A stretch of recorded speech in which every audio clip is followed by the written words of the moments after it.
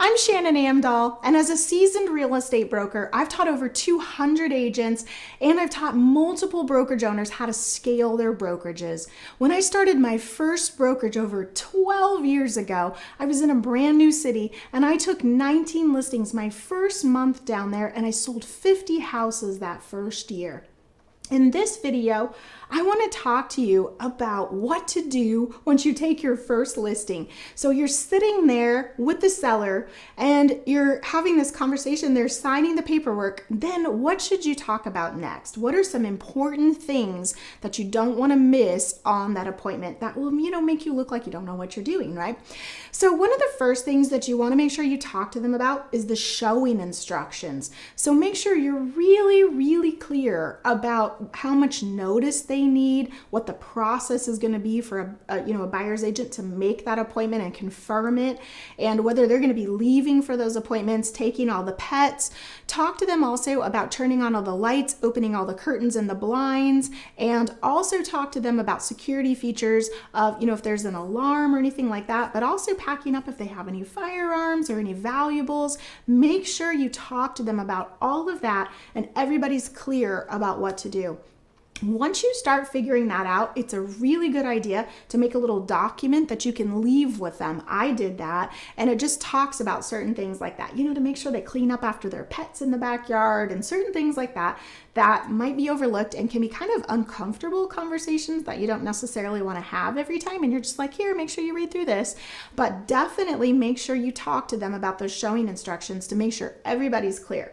Another thing you want to talk about is the timing of when it's going to go on the market. So you want to make sure that everybody knows when the photographer is going to be coming out, or at least an idea of when that's going to be happening, when the sign's going to go up, the day it's going to go on the market, and like what that process is going to be.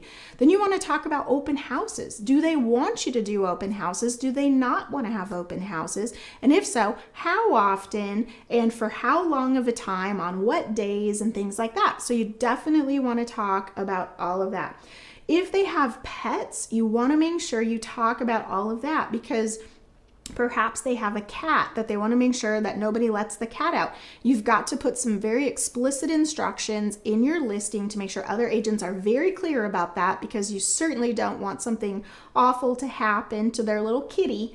And you also might want to think about making some little signs that you could put up on the doors and things to remind people about that. And then another thing you want to talk to them about is anything in the property that may or may not go with the sale. So do they intend to leave the refrigerator, the washer, the dryer? Like, you want to think about those things. Do they have upright freezers or, external freezers and extra refrigerators? Do they have a fountain in the backyard? Certain, light fixtures, the blinds and the curtains and things like that. Make sure you know what your contract says, your purchase contract, and knowing that if you're going to have something outside of that, that you have to make sure that's written in there so we don't have any issues down the road. So make sure that you understand what those things are, that they're obligated to leave the curtains or whatever, and what, something being affixed really means in your market, and then talk to them about if they want anything different than that. You need to disclose that to buyers up front. So basically, those are some really great little points just to help get you going in the right direction so that you can feel calm, and maybe bring a little checklist. It's a good idea of all of that so that you don't forget some of those things and then have to circle back later, and it just is kind of bumpy for them as they're getting things ready, and you just want it to be smooth so they think, oh, we're so glad we signed up with this agent. Another little tip for you: I am a huge fan of handwritten thank you cards. So the minute you leave that listing appointment, I would go straight home or to your office, get out a little thank you card, and thank them profusely for trusting you through the process, being the person that they chose, and you look forward to working with them. Put your card in there, send that off in the mail. They'll get it a couple days later. Makes them feel so good that they made the right decision.